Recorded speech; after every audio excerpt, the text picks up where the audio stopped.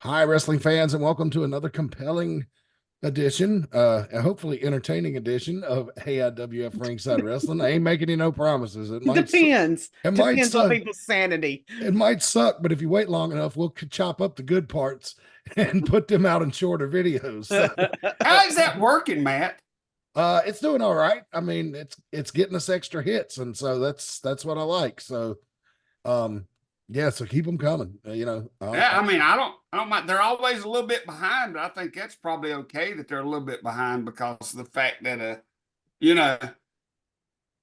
people can watch the whole thing or go back and watch them. If it was, what would be the point of putting up the whole show if you're going to chop them up the same week? Yeah. Well, a lot of podcasters, what they'll do is they'll put the clips up first and then do the whole show. But I don't want to do that because the show is like, especially if we're advertising upcoming events, that needs to be out there quick. And so I want that out there the same night. These things, for those of you who don't know, we have an AIWF Ringside Wrestling channel that is where this program is archived, and it goes up on Sunday. We have to record it now, like we're doing now, and you see it live on Facebook.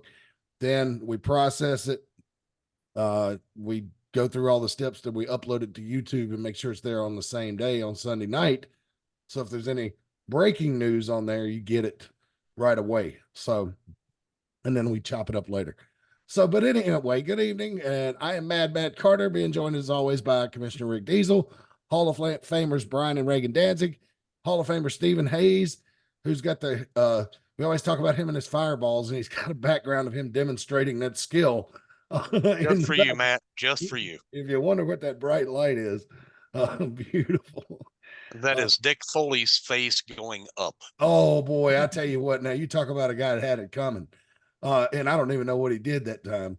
Hold on, let me move out of the way so we can see Rick Diesel admiring it up close and personal. Where is Rick Diesel? I see bottom corner. Right here? No. That's the War Machine. Yeah, no. Yeah, you just covered up the War Machine. I had Diesel right at ringside too, so. Oh, okay. He was cutting the promo on Foley when I come out, and because I was like, they shuttle challengered him. Yeah. I was like, that's JD Anderson. Is that shuttle challenged her? Oh boy, Jim. Yeah, there listen you go. to the Cornette's podcast just lost their shit right there. Probably cussed a little too early for YouTube. Maybe he won't catch it. Okay, so general rule is you want to wait till after about 10 minutes before you start dropping F-bombs, and then it loosens up. But anyway, good to have you along, fans. Got a great show for you tonight. A couple of very interesting things been going on in the world of wrestling. But real quick, let me share our socials with you, which are beginning to get a little more active now that we're back in the swing of things. Let's see here. Can you guys see the slideshow? Should be popping up any second now. Got it. All right. This is AIWF Ringside Wrestling for March 24, 2024. We are almost already to April. Is that not crazy? Yes, it was like Christmas just yesterday. It was like February just went by real slow. And then March is like, whew. Yeah. It's crazy. We're on Instagram. You can search us at AIWF Mid Atlantic Wrestling and Diesel, DEEZEL 247. You can find me and a lot of non-wrestling related content at Mad Matt Concord. But if you have any questions, comments, concerns, or emotional outbursts regarding AIWF Mid Atlantic, send your hate tweets to me, and I will report them as I feel it necessary. Come and visit us on TikTok, AIWF Mid Atlantic, and at matt.carter.aiwf. TikTok is still a mystery to me. I'm still trying to figure it out. And the way things are looking now, about the time I get it figured out, it's going to become illegal in this country. So you're not winning friends, and you're not influencing people, making friends and influencing people when you call up and threaten senators over TikTok. Not smart. You're probably going to end up in jail. But anyway, here's all of our YouTube info, AIWF Network, AIWF Ringside Wrestling, and you can email us at AIWF20@hotmail.com. So there we go. There's our social stuff. I think what people don't realize if they call up and threaten a senator over TikTok is the reason they're wanting to get rid of TikTok is because it's so easy to find you on TikTok. You know? Yeah. So I'm not really sure that would be smart. Yeah. I mean, it happened last week. For those of you who don't know what we're talking about, somebody called up Senator Tillis's office and, who's a senator, one of the senators in North Carolina. I'm gonna get you, boy. Yeah, no, they said they were going to shoot him and burn his face or shoot him in the face or stab him or something like that. And they said they were threatening his livelihood, threatening moving TikTok. People make money off of it. It's on his Twitter if you want to hear it. They beep it out, to keep it decent. But it was like, this is one of the stupidest things anybody could do is threaten a member of Congress. Well, I'm just going to say the person running for Secretary of Education already put up that they wanted to hang and shoot a president. So I guess if you think a person running for a public office can do it, then you can do it too. Secretary of Education for the country or North Carolina? For the state. For the state.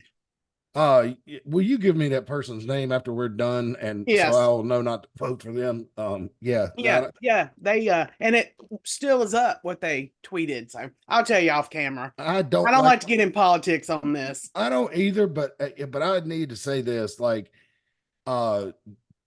political violence is just, that's so fucking un-American. You should be hung by a tree in the freaking National Mall for doing that. It's immature is what it is. Yeah.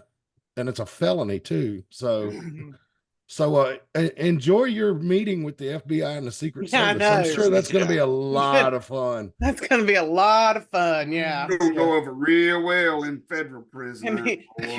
You might get a cease and desist to get off TikTok. Let's see how many minutes we are. Look, you might find that jumpsuit. Yeah. But people that went up to the Capitol on January 6th and went in there and thought they were going to get away with it. And I remember telling my wife that day, I was like, remember all the cameras that were up there when we visited? Because I've been in there. Love the place. That was my favorite spot in Washington. And I said, remember all the cameras that were up in there? There's no way they're going to get away with this. And she was like, you don't think so? And I was like, no, it's going to take a while. But I would say this to anybody involved in that: prepare to be fucked by the long dick of the law. Well, the thing is, not just that, but like at Walmart, at Target, at Walgreens, in some cities, you are being recorded everywhere. You're not going to eventually, you might get away with it that day, but it's going to come back and bite you on the ass, no matter anything you do in today's society with TVs and stuff, and I mean recording and stuff. So there was a tractor and trailer that the wind blew over, I guess yesterday or last night. I saw that up on 77 up here on the mountain. Now anybody, all officers rode that. That is one of the most, coming down that mountain is one of the most remote places you can drive. Traffic cameras everywhere.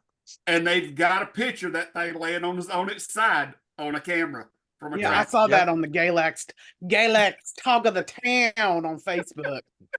Oh, there's a Galax Talk of the Town. Yes, please join. Please join. Yeah, it is in the middle of nowhere on a mountain. There was a camera that got a picture of that truck laying on. It just happened to be right there. Fancy Mountain strikes again. I just saw on the somebody's Facebook that a truck caught on fire at the Lowe's in Mount Airy, and somebody's recording it. So you can't get people are recording everywhere. Yeah, these things right here have turned everybody into a photojournalist.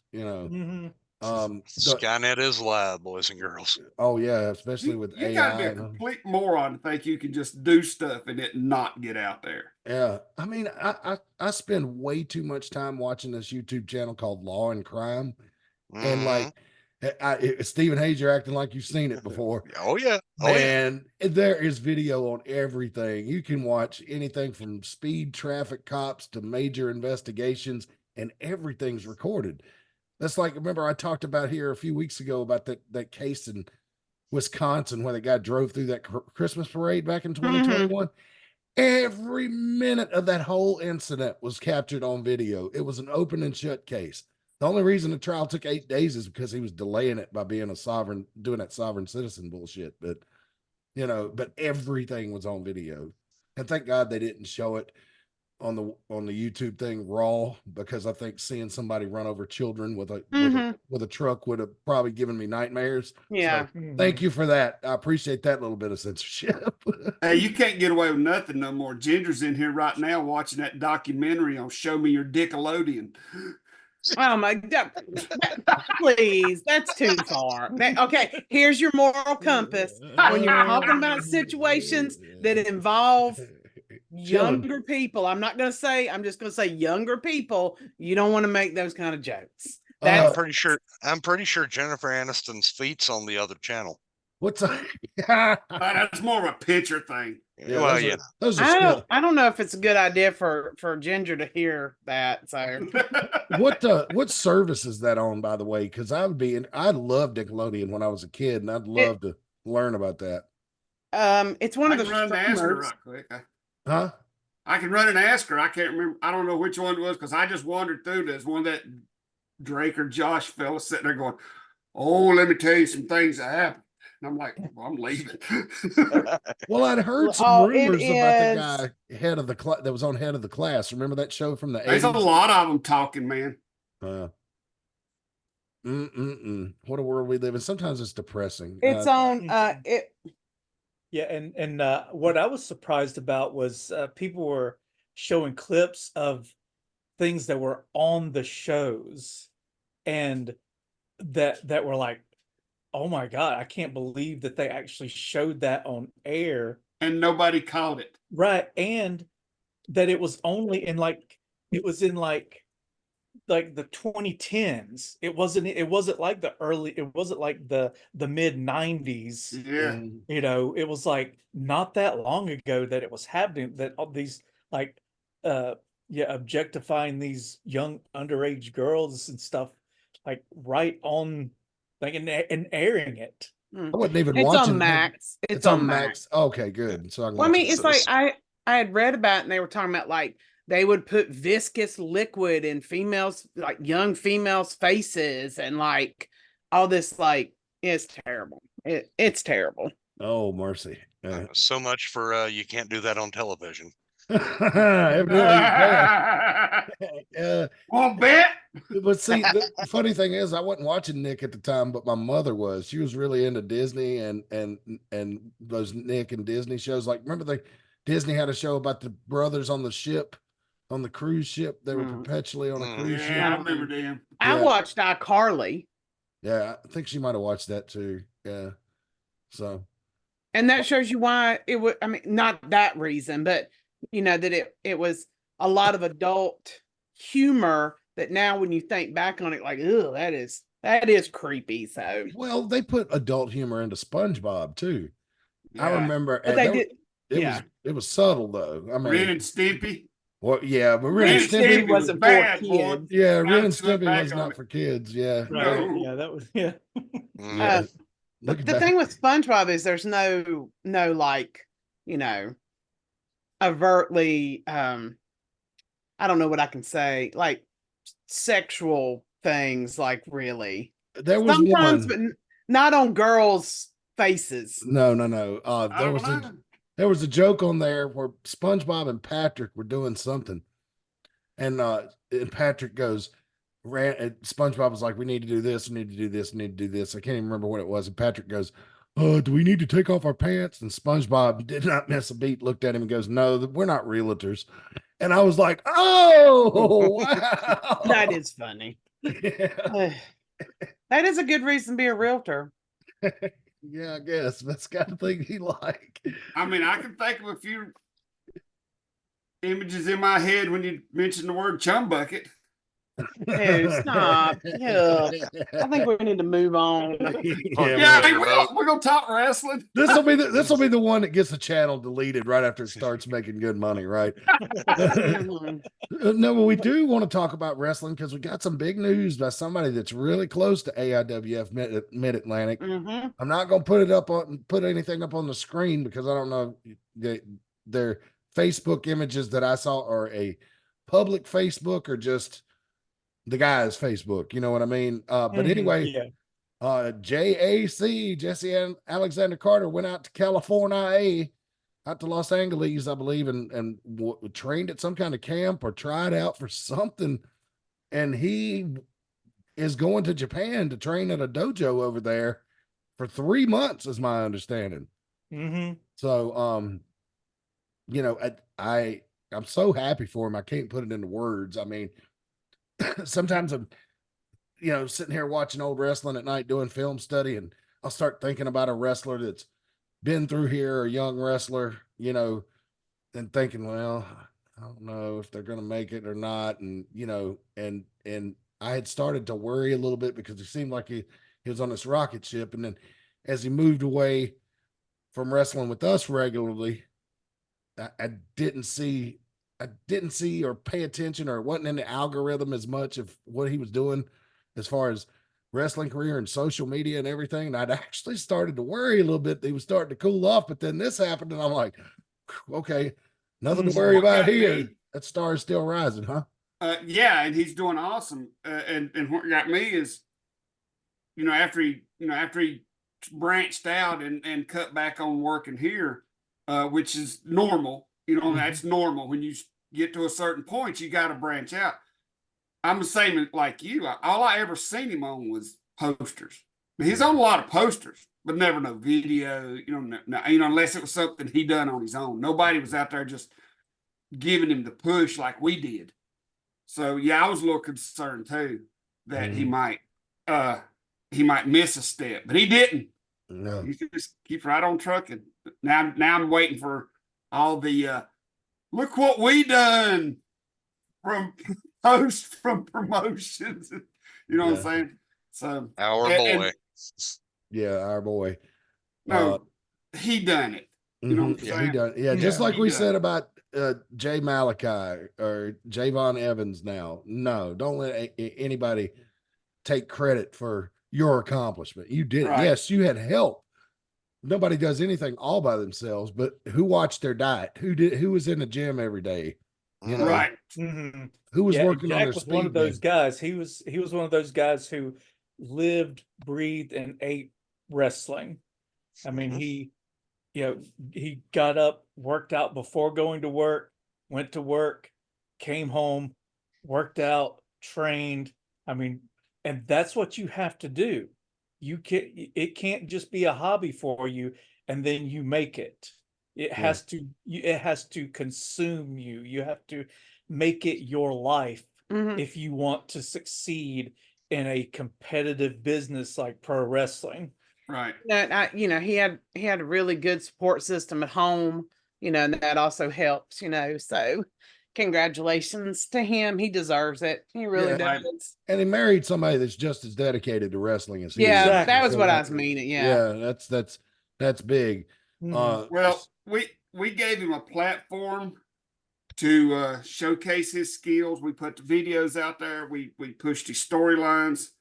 But when he went out there and got this spot to go to Japan, we was not there. It was him. No, it was all him. It was him against the world out there, and he done it. Yeah, and I would give a little bit of advice to Jack when you go. I don't know much about. I've only spent time in Japan in the airports waiting on connecting flights, but I've heard a lot of stories. And if you meet any polite, well-dressed Japanese men, especially older men that seem very interested in the wrestling, treat them all as if they're Yakuza, whether you know it or not. Just be polite, be respectful to everybody, and you should just be fine there. If you're open, look, man, you go to Asia, food appearance is not considered when food is prepared. It's just whether it's good or not. So if something's got a head on it, they're looking at you, don't let that stop you. Don't be grossed out. Just eat it up, man. Try all that stuff. Believe me, I know. 3 trips to the Philippines, a lot of your food looks at you. So don't let that bother you. Yeah. As long as it don't bark or meow, you're in good shape. Yeah. No, it's always dead. At least Yeah. where I ran across it was already dead. We're not talking about Korea, live octopus crawling on the plate and shit. And, Yeah. hey, think I'm exaggerating. Look it up. It's a My Christmas nephew's- story. It's smiling at me.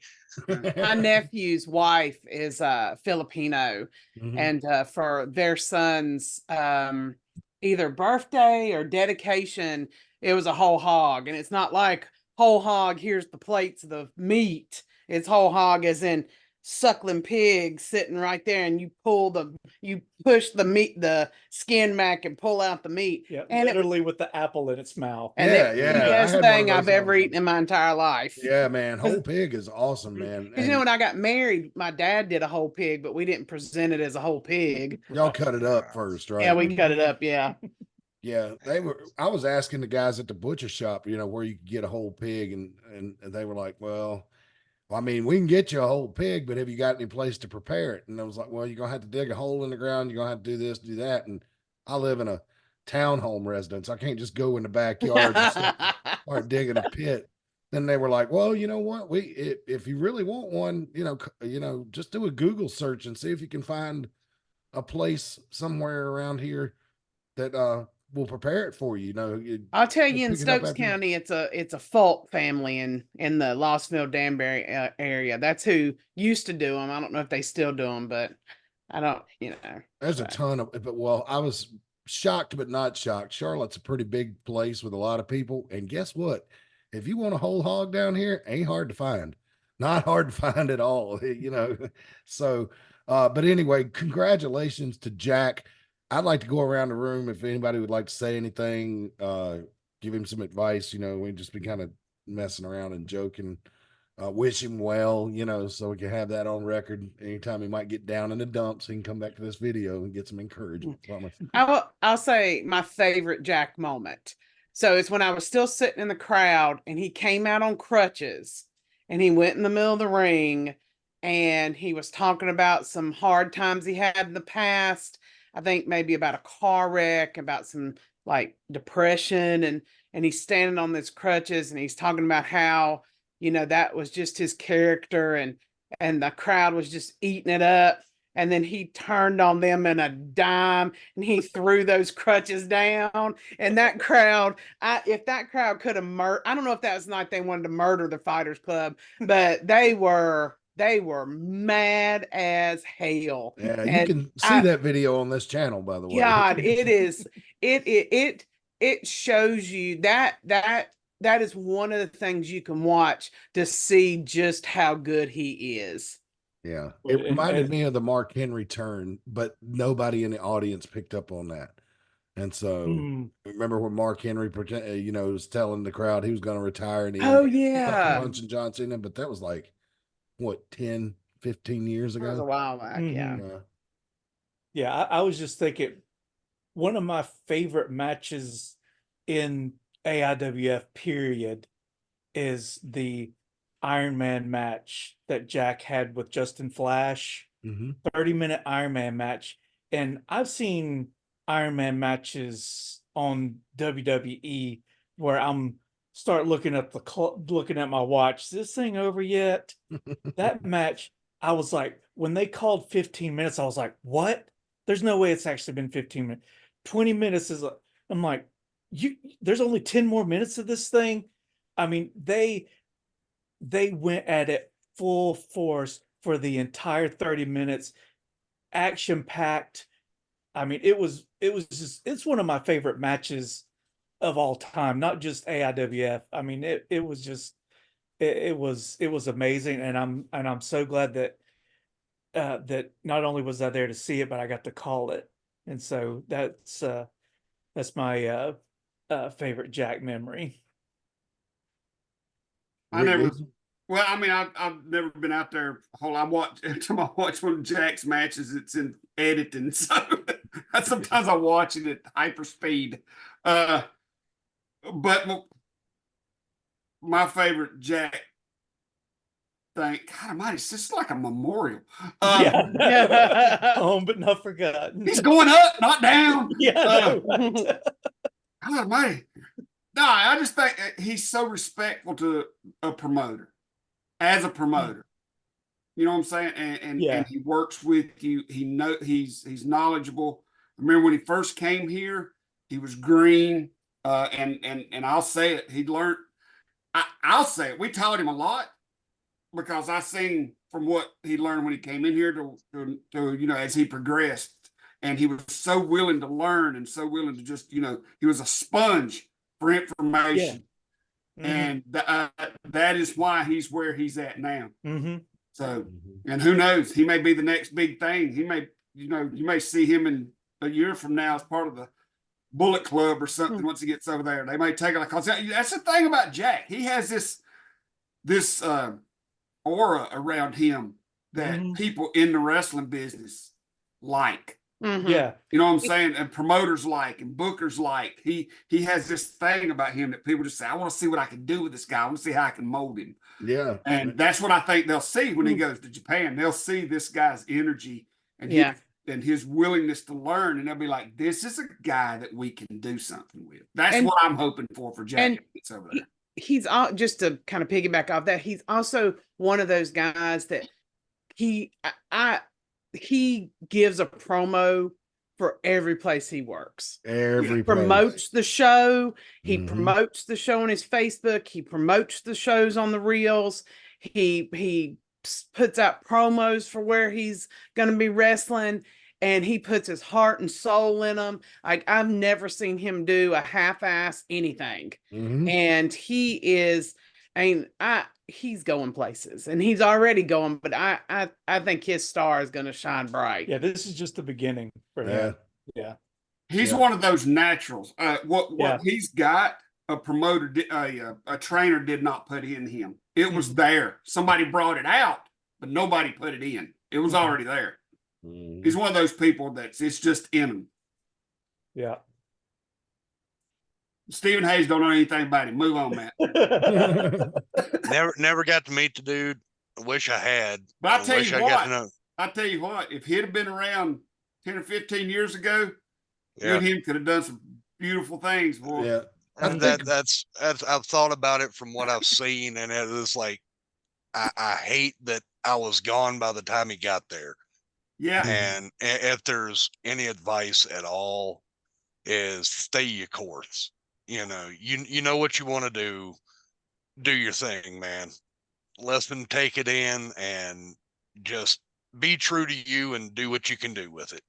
That's why you and him are so close in size and style. My God. Yeah, that would have been put them both in their prime in 06, and let's see what happens, right? Jack today, Stephen Hayes 06, probably would have been some real good shit, man. Yeah, it would have, boy.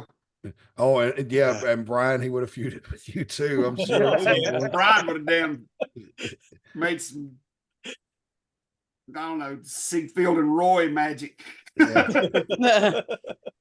Oh, and he even I keep talking. Do you remember that it wasn't this past dodgeball? It was not dodgeball. Kickball. He had the year before. He had a megaphone and was like, he was letting everybody have it. So he lives and breathes J.A.C. That was the day the lady in the parking lot lost it and was just swearing at him up and down, calling him everything but a child of God. Please tell me he was commentating while he was playing. He was just sitting on the sidelines with a megaphone. Oh, even better. Yeah, and every time Clara would come up, he would be like, he would make sure that everybody knew that was his girlfriend. That's my girlfriend. That's my girlfriend. And so when I walked up to her, the first time we ever spoke, I was like, I don't know how to address you, because all Jack has ever said is that's my girlfriend. So that's my girlfriend. I'm nice. It's nice to meet you. I'm Matt. And she goes, Clara. I was like, thank you. And now my favorite Jack moment in AIWF was one of the only times at a show that I ever felt in danger myself as the announcer. Like, you guys that are wrestlers could get heat, and I was always able to escape over to a corner, right, and not be in the middle of it. And so, but the one night and one night only that I felt my life was in danger, just because there were bodies flying everywhere and I could feel the crowd coming, just coming, was the night that I'm standing there watching the match, and Rose Tyson is standing there talking to me about something non-related to wrestling. So I really wasn't paying attention. And Clara turns around, snatches her, throws her into the ring. And all of this seemed like it happened in a split second. And before I realized what was happening, Jack had hooked Rose Tyson in a sleeper hold. And then Rose's mother came in the ring, and the locker room emptied out, and there were bodies flying over the ropes. And I was just like, and I could not go anywhere. I was trapped. There was and I just kept, and I'm like 3 feet from the ring, and I'm thinking, well, you know what? If this is how it ends, a wrestling riot is a good way to go. It's been a good run. Yes. I will tell St. Peter I'm happy with the ending. Yes. And but that was a crazy night, man. You know, and It was. I really think that, like, yeah, we were lucky to get out of there without anybody getting. Oh man, yeah, that was something else. Oh. Well, one of my favorite questions, like any of these podcasts with like wrestling celebrities do when they ask questions, is what is your memory of a favorite riot or a riot that you were involved in? And I asked that on Jerry Briscoe's show with Bradshaw a few months ago. And they told some stories that I'd never heard about, some good ones down in Texas, especially South Texas, where they barely thought they were going to get out of there alive. And Cornette's told some good ones about Louisiana. Homa. Oh my God, man. I had one of the people that works for me say she grew up in Homa. And I was like, did you ever go to the wrestling matches when you were a kid? And she's like, no, we didn't go. Had Dennis Condrey cuss my eyes out one time when I asked him about Homa. Really? Just for mentioning the town's name. Well, Homa's south of Louisiana, right? And so, yeah, I mean, South Louisiana, south of New Orleans. Yeah, it's Acadian hell is basically what it is. Yeah, and I'll tell you, when I went to Louisiana, I was like, any advice about things to do and do not do in the state? And they were like, everybody consistently, don't go south of New Orleans. Yeah. I'm like, wow, okay. I mean, that's pretty clear instructions, and I heard that from at least 3 locals. So anyway, you won't make it home. Yeah. Yeah, no, not fun. Looking forward to going back to Louisiana someday. Good food though. So I figure we'd do a couple of commercial reads right here. We got Premier Auto Detailing. We say they're hands down the best car cleaning service in town. They can do commercial jobs. If you own a used car lot or something and don't want to hire somebody just to wash cars, this will probably be a more financially easy to manage opportunity for you. So if you got that, they also do, residential jobs. If you don't like washing cars, or you got one that's been sitting around for a while, it needs a good deep cleaning. I mean, like with toothbrushes and the whole 9 yards, you need somebody to get that car and get in there deep. Well, Premier Auto Detailing can take care of that for you. Just give them a call, 336-883-5722. That's 336-883-5722. And we appreciate their support. And of course, T's Creations, custom apparel, the kings and queens of TikTok here, custom made t-shirts, sweatshirts, hoodies. They also have all this other stuff, front license plates, tumblers, whatever you need. I mean, if you want it printed on something, they can probably do it for you. A lot of ways to find out about T's Creations. You can check them out at tscreations22.com. You can look them up on Facebook at T's Creations by Allied Apparel on Facebook. TikTok, they're T's Creations. They are doing the merchandise now for the AIWF Mid Atlantic. So go on that website and look for your favorite wrestler or a t-shirt or something. It really helps them out. And we appreciate them for all their support. And as you can see, if you'd like to advertise with us, AC, it's Yeah, what is up with that? Yeah, exactly. Yeah, and so Send us some freaking information so we can do your ad. Yeah, man, send us some pictures and just you don't have to write the whole copy out. You can see I just kind of make it up each week as I go along. I just need a few bullet points to hit. $10 a month. And for a read like you just heard, sometimes they go longer, sometimes they're shorter. Usually, like if you're in some type of food service, T's Treats seems to get the longer commercials because we're all foodies here. You can tell by looking at me. I've got my own gravitational pull. I like to eat.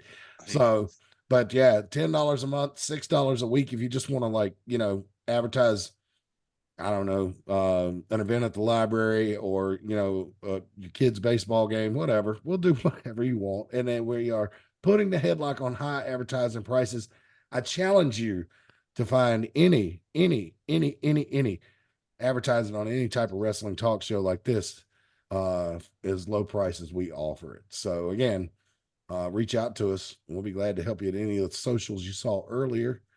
Or at here, let me show you the email one more time. AIWF20@hotmail.com. That graphic is not correct. Why does this thing keep reverting back? Anyway, let me take it down. Well, I want to say I made a mistake and I wished I lived in the Mount Airy, Surry County area for the detailing, because I went and got my car cleaned at a place that charges a lot of money and they didn't get my tire rims clean. I was so mad. Oh my God, I was mad. I'm going to have to clean them. You shouldn't have left. You should have been like, no, that's still dirty. I like the one I use over here in town, man. When they come and get you, they're very cocky about how good a job they do. And they're like, walk around and tell us if you see anything that needs touching up. And they'll stay right there with you until you drive off. I'm not going to say why I couldn't ask because it might come off sounding bad, but when's that ever stopped you? I don't know. Sometimes I do stop myself, but I was mad. I don't know. It's one of those places that's sort of like detailing, but it's not. But I thought, I was like, I'm going to have to go to Mount Airy and get them to clean my car. So, I mean, you're on the show. You should use the sponsors. Well, they don't come. I'm 50 minutes away. Yeah. 50 minutes to an hour away. So yeah, and I could understand. I'm 2 hours away, and Stephen Hayes, you're what? 4? 3. I'm just saying, if you see my car, it don't get detailed. Yeah, I mean, neither does mine. Well, mine hadn't in a while, so that might have been my fault. But hey, Ronda Rousey's been in the news this week. She's had some comments to make about WWE, and I was looking for them, but I cannot easily find them. But she mentioned that it was a shit show, and that she thought that Vince McMahon. She did put Triple H over, which I thought was fairly decent of her. But went on a rant talking about the culture there and talking about how she could see why Vince McMahon would want to run a show in Saudi Arabia because they treat women over there the way he thinks that women should be treated, or something to that effect. He blasted Vince, Johnny Andrews. Yeah.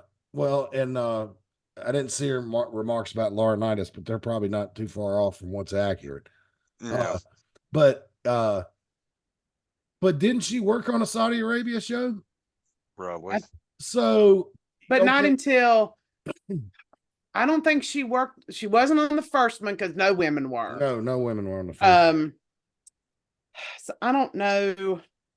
I'm trying to think. Was she on like the second one? I really don't remember. She was on at least one of them, I think. And I want to say, like, okay, so you're saying that about Saudi Arabia, but you got on the plane, you went over there, you wrestled, and most importantly, you cashed the fucking check. So to me, I'm like, I don't know how I feel about that. That feels a little out of line when you actually worked on the show. Now, if you took a firm stance, was like, I ain't going over there. So, so those women hating bastards, fuck them. I'm not doing it. Okay. You took a stand and you put your money where your mouth was because you're not going to get a check for wrestling over there. You don't pay taxes on the moral high ground. Yeah. That's all I'm going to say on that. But it's also but But I mean, I see what y'all are saying. I completely understand it. Completely understand what you're saying. But then you're also thinking about you working for them. That's how you make your, that's you're working for them. And really, you don't have, the only one who never worked for them was Sami Zayn. Like, he's the only one that stood up to it. I don't know if he continued to stand up for it. He 'Cause went. I didn't watch all of them, but he never went, and he He did did. take a stand. Well, he And did. Sammy actually went. He went the last time. Yeah. so, Yep. but And he got a hero's welcome when he was there. and that's Yeah. good. So, But I'm just saying the first two yeah. times but No, then no, again, yeah. what can you do when it's your job? I Well, mean, it's your Sami job. Zayn was different. Yeah, no, I Zayn, know for he's those of different. you who don't know, Sami Zayn is a Muslim, and and they are just like the Christian religion, is they have different denominations or divisions, right? And some of those don't get along. But Sami Zayn was concerned with being murdered when he was in Saudi Arabia. So that, to me, I kind of understand that a little more, It's what, and I'll expand on that. You don't pay taxes on the moral high ground. Sammy turned him down because of what Matt said. He's fearful of his life.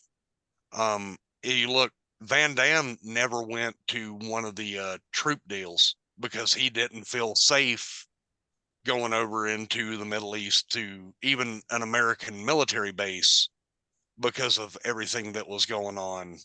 And the true answer to, you work for them, you're still a 1099. You're still an independent contractor. That's so, right. But You're not that's getting a W-2. stretch. They might get a 1099, but they are absolutely not gig workers. They are absolutely not. They can say, WWE can say that to get out of whatever, like giving them insurance, benefits, yeah, but exactly. they are absolute. And that's one of the things a lot of wrestlers have fought for many, many years, is they are not treated like gig workers. They are treated like under contract, non-exempt Employees. employees. Right. Yeah. Mhm. Because if you're a truly independent contractor, you should be able to work wherever you want. Right. You can't, well, they do have it both ways, but they shouldn't be able to have it both ways. If WWE says you can't work elsewhere, then you're Then their you're an employee. Yeah. Right. Yeah. Then you're But an for employee. some reason, they've been able to get the workaround for that for all this time, and they shouldn't. Because I'm going to Yeah. tell you, okay, let me kind of put it in terms. Yeah, like I said, I completely understand what y'all saying about Ronda Rousey. In my shoot job, I had to do something I absolutely did not agree with, did not believe in, did not want to do, et cetera, et cetera. And I was forced, I had to do it, or I would have lost my job. So, I mean, just think of, and it's different because she makes millions and millions of dollars. She's not hurting for money, but Right. just kind of take it in. Like, it's hard to stand up when you're in the situation. And I think that's true. But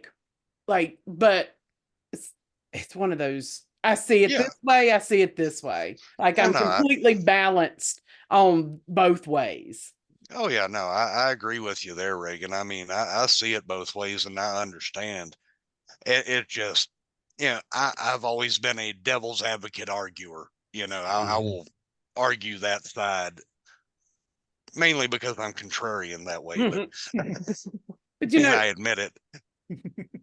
And there are some people who said eventually, once the women started coming to Saudi Arabia, that it was a really positive thing for the women in Saudi Arabia. I don't know how much actually changed, but I feel like, they felt like it was a change that maybe they could run with.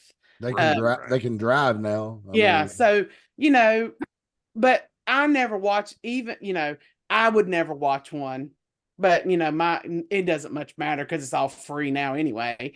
But I would never watch one not because I am, now this is gonna, I'm not, it's hard to get into this because sometimes it makes you sound a certain way when I'm not.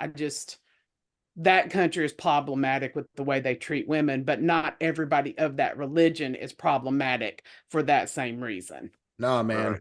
no. The Muslims in this country, man, actually have been around since near the beginning. Oh mean, yeah, there there's there always used to been Muslims in this country. back as there in the 90s, there was a mosque in Greensboro that on Saturday afternoons had a free drop off. So if you want to drop off your kids and go shopping or go to a movie, just get them out of your hair for a little while. Yeah. They had playground for them, activities, all that kind of stuff. And then September 11th happened, and like Americans do, We overreact. we overreacted, and And so overgeneralized. Overgeneral. That's a good way to put it. Mhm. Same thing with Same thing with coronavirus. Things got a little touchy for Asian people. Very touchy for Asian people. oh man, they were getting sucker punched in public and shit, Yeah. man. Especially in the bigger cities, there was. Yeah, because there's that one video from is it New York where the guy's just walking and the guy just as he walked by him. Yeah, I, one I, where I punched a just little old reel it. lady. Yeah, reel it back into the wrestling just in case anybody's listening. I do have a price, and I will wrestle in the Middle East if you meet said price. I can be bought. No. Well, that's pretty wrestler fashion there. So Yeah. just like you can't burn a bridge. Nope. It's Born like, and raised Carney, baby. you know what though? I was glad for the wrestlers. This last time they went to Saudi Arabia, they actually took the show and had it in a smaller indoor arena, so Yeah. they wouldn't be wrestling outside in the 150-degree weather at night. So kudos to them for that. Yeah. So that was great. Been there. And the WWE is opening up some kind of big thing in Riyadh, like the WWE experience. It looks like it's going to be like a full-time WrestleMania fan fest type thing with activities, where you can commentate a cool. match or get in the ring and stuff like that. So And historically, I'm not just talking about Saudi Arabia. Historically, when countries that are very nationalist and cloistered, when other places start coming in more often, social change happens. Mhm. So, Well, the just Crown to Prince make has it said poli many sci. times. Well, the Crown Prince has said many times he wants to turn Riyadh into a tourist destination. So, and he wants to encourage tourism in Saudi Arabia. So we'll see. Hey, WWE may have, broken the ice, and maybe the landslide's coming. Rick Diesel, crack the door a little bit. You've been quiet on this. What's your thoughts about Ronda Rousey's comments, and was she out of line because she worked on the Saudi Arabia show and cast the check? I didn't think anything else she said was too out of line, but that part was. I don't know a whole lot about the subject, so I just kind of letting the people who do talk. I mean, but I was always under the impression that working the Saudi Arabia thing was kind of a volunteer. Yeah.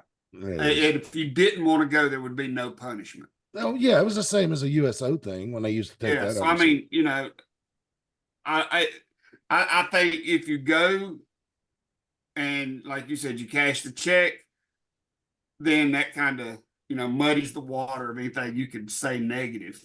But if she only went once and cashed a check, then that kind of gives her a little more leeway to be able to say things, because it could have just been a bad experience for her. Yeah, she might have got treated like shit or talked to by one of those. Right. So, but if she went twice, then that blows anything she could say out of the water. So I don't know a whole lot about the whole thing. So that's why I just let everybody else talk. And God knows what I might say to get in trouble. Yeah, I'm going to be your moral compass and say, right. So, I mean, you know what I'm saying? I know that Reagan was sending me messages going, just shut up. Don't say a word. You don't have a dog in this fight. I know at my job, there are meetings that they say aren't mandatory, but they're mandatory. Like they can't make you go to them, but they expect you to be there. And if you're not, there's going to be some You're kind not of getting that day off. you might get a couple of there might that next time you ask for time off, we can't do it this time. That weekend you want off, no, it's not going to happen this time. Yeah. But really, as much as Ronda Rousey goes in and out of WWE, I mean, she's like, booby Brock Lesnar. Does she really have room to talk about how things are done there? I mean, she don't like it, she just leaves anyway. No, she doesn't. Her last run was fucking terrible. Yeah. And so look, Rhonda, if you obviously have saved your money, and I'm what am I, a small time bird lawyer? Biggest crowd I've ever worked in front of is 300 people. So take this for what you will. If you saved your money, you don't want to go back, go the fuck home, raise your kids. You're done. If you don't, It's a Yeah. If you don't multi-millionaire like it, you anyhow. can What's she need it leave. for? Unless she just stupid with her money and blows it. Yeah, I don't think so. She doesn't cross. I mean, her and her husband like own a farm or something, and I don't know what they raise. What is the quote? You take the powder. If you don't like it, you take a That's powder. what it was. Like what Jim Ross told Polly dangerously in Yeah. the early 90s. And Yeah. we didn't know what that meant, but we knew he wasn't supposed to say it. Like you could tell that Polly dangerously, you could tell that Paul Heyman was surprised by what he said and was like, are you telling me to leave? Like you could tell Yes. that he was genuinely like, wait, are you really telling me that to leave? I remember what he called him, stupid, on Starcade. I know that's stupid. I've been I've been watching a lot of old WCW. I've been watching Uncensored 96. Oh yeah, that's a good one.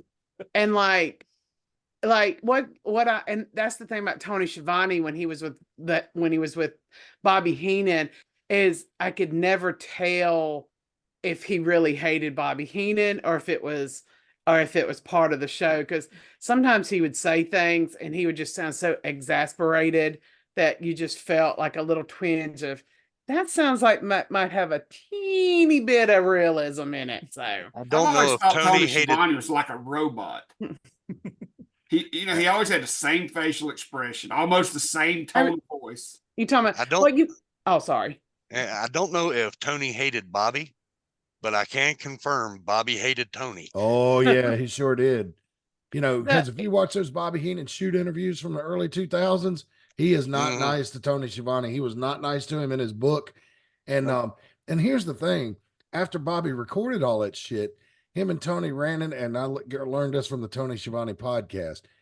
They actually worked together on a video game late in 02 and made up in the hallway. But that was after Bobby's book had come out and he had recorded all this other stuff. And Bobby Heenan told Tony, call me. And Tony never called him until after he got sick. And when he was so sick that he couldn't talk, and Bobby's wife told him he can't come to the phone, he's too sick. And like, he told you to call him 15 years ago and you didn't, which I feel two ways about that. The phone works both ways. It's not on just one person to call the other. Like if you really want to talk to somebody, you'll pick up the phone and call them. Yeah. Or at least shoot them a text and say, hey, are you free? And then call them. This notion that the phone doesn't work both ways is crazy to me. And I hate that.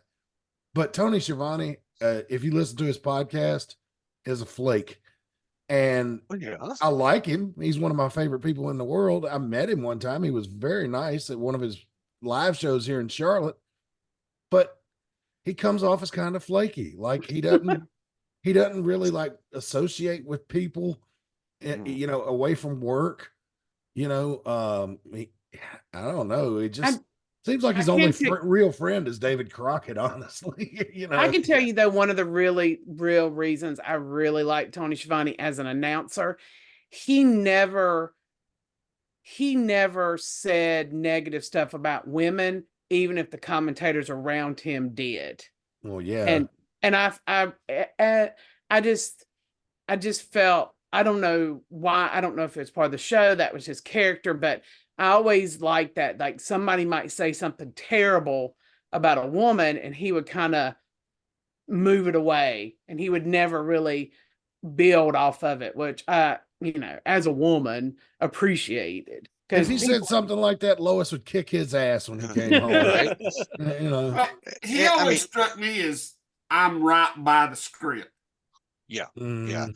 He don't waver, and his tie is always too tight, like it's choking him. I think like a lot of I think a lot of that comes from where he was a baseball announcer before he came in. Yeah, it's almost the Gordon Soley being a professional sports broadcaster that got brought into wrestling instead of I'm going to start in wrestling and then go to broadcasting something else. Well, I was raised on Mid Atlantic, so really up until the internet. Yeah. You know, wrestling magazines tell you everything you need to know about a wrestler, but nothing about the announcers, the show hosts, the commentators. And up until YouTube, all I ever knew was, you know, the Crockett's, the anybody work for WCW, NWA, you know, that's all I knew. Yeah. But now that YouTube is out there, my new favorite announcer is Lance Russell, hands down. Nobody compares to him. Lance had a lot of Gordon Soley with. Yes, he did. Lance had a lot of Gordon Soley with him. Lance is invulnerable. I mean, you couldn't touch him. You weren't going to. And Lance Russell was not above pulling the ring bell hammer to threaten the heel. And Jimmy Hart wrote a song about his nose and recorded it. Yeah. If you've never seen, look it up on the internet. It's called Lance Russell's Nose by Jimmy Hart. It's hilarious. Well, the thing I like about Lance Russell was, like, so I'm watching old Memphis stuff now, like from the early 80s. They won 81. Is that he would literally, he was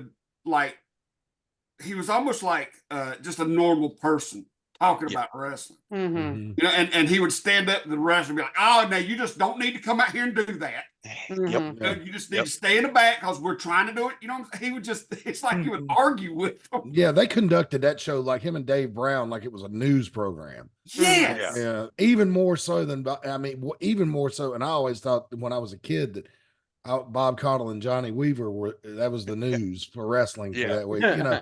But well, like when you watch that old Memphis stuff, no, that was the fucking news. And I bet you every little kid in that territory thought the same way. The only thing I hate about the Memphis stuff though is the program originally when it aired in Memphis was a 90-minute program. And when it got bicycled out to Evansville and all the other places in the territories, it was only an hour. And so some of that stuff on YouTube, you know, you're missing 30 minutes of it because it'll say, this is from the Evansville tape, or this was taped in Kentucky, you know, or whatever, or this is the Nashville show. And so, but that's the Lance Russell, the Lance voiceover of the concession stand brawl is quite possibly one of the best calls I've ever heard in wrestling. I mean, just period. He talked to the wrestlers the way the fans would like to talk to the wrestlers. Yeah. And that's what I liked about him. Yeah, Lance. I mean, he was like he was on the fans level. So yeah, Lance Russell's my new favorite now. So and nothing against Tony Schiavone, and I'm not trying to insult him when I call him a flake, but that's the way his personality seems to me, is just kind of flaky. Doesn't mean I don't like him.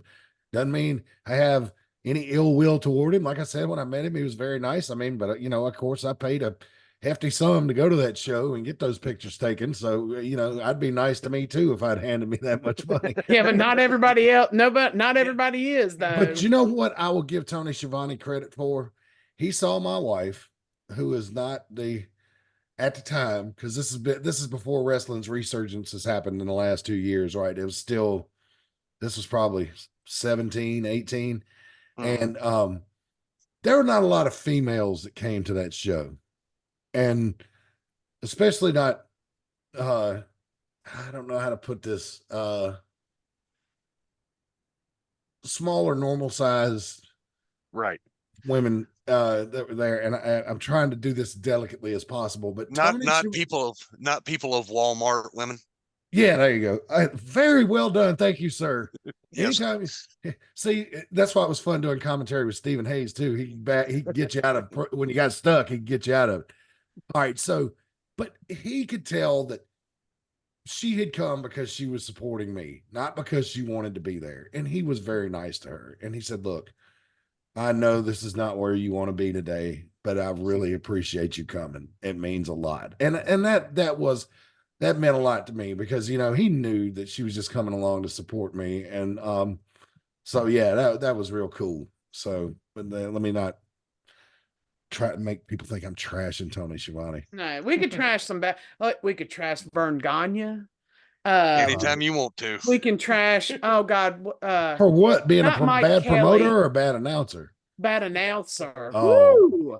Woo, it was bad. Mm. He I did ain't a got lot- into AWA yet. but Yeah, I I'm know not going to after hearing Reagan talk about it. I don't want to watch that shit. Give me a headache. It's terrible. He was the one that did the commentating. He did it before the ESPN stuff too, but we've already mentioned on the pod the thing about Dennis Condry's kerchief. And he was like, he goes, I don't know why he's wearing that kerchief in the ring. Somebody's gonna use it and strangle him or something like that. And but yeah, it was like, did nobody like a bit it Dennis could be Condry because the been doing that for Alzheimer's years. was starting. But what is the guy from TNA? Not Mike Kelly, but the other one, the Not bigger tonight. guy, Don West. Don West. Don West. Yeah, like he was terrible too. No, And no. he Don was great, especially if you watched Late Night Home Shopping. was- Don he West was their- selling baseball their cards and shiller. Beanie Babies. Yep. Oh, that was like the time we saw Joey Styles selling Sacagawea quarters Mhm. or Sacagawea medals in the middle of the night. Yeah. Yep. Joey Styles is still working in advertising in New York to this very day. I ran across his video where he quit WWE on screen. You know, where he mocks God promo, which is Yes. one of my favorites. Like, because you know that like the guys in the Northeast, a lot of them are Catholics, right? You know, Meanie, when they talked about when they did the Sandman thing, when they tied him to the cross, that Meanie and Stevie Richards were actually doing that, and they were both Catholic. And as they're tying him to that cross, they're looking at each other going, "Oh man, this is so fucked up. I don't think we should do this." Like you could see on Stevie Richards' face when he was talking about that, like the thought was entering his mind, is this a hell worthy offense? Because He cashed that check. how many Hail Marys is crucifying Sandman in front of 1,500 people? How many Hail Marys is $400,000 or whatever? It cost. Right. I don't think they made that kind of money in ECW. He was probably lucky to get a hot dog get out of there that night. Maybe that's why Stevie Richards was so willing to help us set out chairs when he worked on our shows. He's still doing penance. Yeah, it could be. It could be. Yeah, because I mean, I saw that. He showed up early to help us put out chairs, man. He was awesome. You cannot find that footage anywhere except on that what is it, the Rise and Fall of ECW program. It's on there, just a clip of it. But that footage is nowhere on the internet. And believe me, I've looked. And that was the night that Kurt Angle was there, and he refused to come back. He told Paul Lee, he said, "You put my likeness on this TV show, I will sue you." You know, and so and win. Yeah, and he would. Yeah, that's one of those things that's just a little bit 2 steps too far. You know, like I can understand why you think, oh, this is going to be good, it's going to be controversial, but then it's just too much. Yeah, you know, just too much. Good heat and bad heat, and that's well past bad. Yeah, they're just copying us. How many people walked into Wasn't it, Brian? That was an accident. It was supposed to be a capital T. Yeah, and that was also 3 years later when they repaired it. That was also 3 years later too. But just to keep my timeline straight. But that was funny. I was there for that. That was not a hell-worthy offense. That was unintentional comedy. Because I can't say nothing. There's a certain promoter maybe on this Zoom call that at one time I think I asked to let me do the gimmick of Reverend Ben fornicating. So that's just saying. Oh man, I'm glad that didn't make it through. Let's see. So let's tell a story, Brian. You were supposed to have a whipping post match in Stewart, right? Right. And so, and the whipping post was built to be like what you would imagine a whipping post was. A big T, right? And then you tie each arm, go face first, tie each arm, and then take your lashes. But then what happened? And then we were doing some we were training the trainees before the show, and in the hitting the ropes and all that, the post fell over. It was tied to one of the ring posts. It fell over and broke. And then I think it was Big Don was like, "Yeah, I'll take care of it." And him and a couple of the security guys took it out back and repaired it. And we didn't really think anything of it.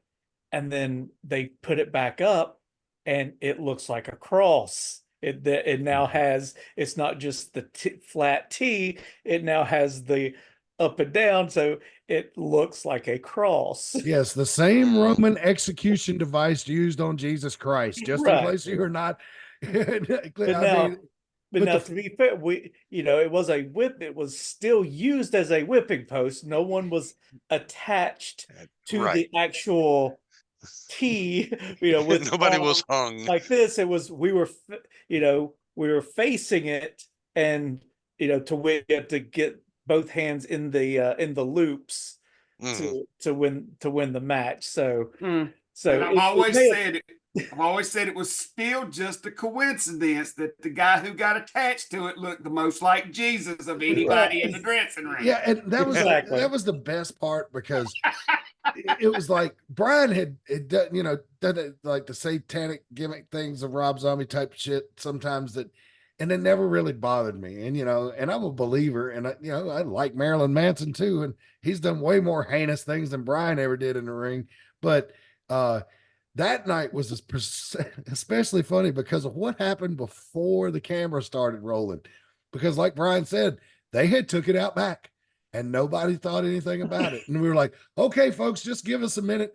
We're going to set up the whipping post for our whipping post match. And in comes the Big Don, and they're carrying this cross, and you hear the audience, audible gasp. And they put it up and they tie it up. And I looked at Billy, and he's just looking at me, and we're like, "Oh shit!" When was this? Here we go. 99. I don't remember. I think it was 98 or 99. It Who happened. were Yeah, you that's- wrestling? Neil Leathers. Mm. What I'm hoping is that in somewhere in this massive amount of Oh, I'm footage, sure the match I'm is. sure if it I is. have this, we Yeah. will address this again. Yes. FYI, promoters, if you ever do that again, it's an X. You put up an Yeah. X. It's not a T. Yeah. It's the whipping posts are X's. Yeah. Yeah, we did not do our research on that one. No, but we Well, did- in '98, how would you? yeah, the Yeah. internet was AOL not, might not have had Ain't that. like you could Google it. yeah, it's not like Google was not a powerful force back then as it is now. Yeah. But man, it brings tears to my eyes every time I think about that, because that gasp from that crowd. And I said something to Rick Diesel after the show that night, and he said, "These are the same people out there that are mad about this that will go down to the Greensboro Coliseum and yell, 'Kick his ass, Undertaker,' when he's doing the same type of shit." And I remember thinking, yeah, he's not wrong. Yeah. I think it just shocked him to see something like that. It wasn't on TV. There wasn't that shield of this being on a screen. It like, oh my God, they just erected a crucifix right here in the rotary field. This is Well, and it was They were- the AIWF, so there was a possibility we could have actually brought out and whipped him with the actual Bible belt. yeah. They were just mad you guys didn't set it on fire. Maybe. I always thought about it, man. And like the next time, Easter falls in March this year, but I've always thought it would be funny to do an April Fool's joke, and where if you've got a show, if Easter falls in April, then you've got a show scheduled, a week before, or even Easter weekend or the weekend, where you go on April 1st and advertise to celebrate the Easter holiday. We're going to have a crucifixion match, and the loser has to have his feet and hands nailed to the cross. And just see what kind of an uproar you can start by doing. You might not have a crowd inside, but I promise you're going to have a whole lot picketing outside. Mhm. Didn't we come across a religious wrestling organization? Yes. Yeah, Oh, like There that, were- that was like that leaned into biblical stuff, right? What in the House of Glory was it? I mean, I thought they were just like. I thought there was one religious, where like- they beat up somebody that looked like the devil. Hog, so they clearly weren't Jewish. No, was it not? This was a while back. I might be wrong because I have been No, hit. Billy told me a story about he ran across a religious wrestling group with Nikita Koloff and Ted DiBiase in it back in the early 2000s. I remember that one. Yeah, I don't know what it was called. Yeah, I don't Diesel, know. do Yeah. you I remember could be that? wrong, but Exodus. I know there was one. I think there was one called Exodus. Yeah, I remember that one too, Brian. Mhm. But I Now, I think remember theirs was it was just like family friendly, Yeah. but but saying it was religion, I don't know. I didn't know a whole lot about What was it. Duke Lodge's name that didn't like me? Huh? Vince Russo. Oh, Vince Russo yeah. didn't like you? How did Oh, he? Vince Russo hated me. Why? Yeah. Well, because I did a shoot on him one time, and his people found out about it, and they sent me messages. His people like Wow. sending me messages like all in my shit because I called him out for a while. Vince Russo done this little religious wrestling organization where he went around and done stuff at churches. Uh-huh. You know what I'm saying? And I called him out as it being a scam. There's a Actually, I think video that was somewhere of it that I guarantee you I can find it somewhere.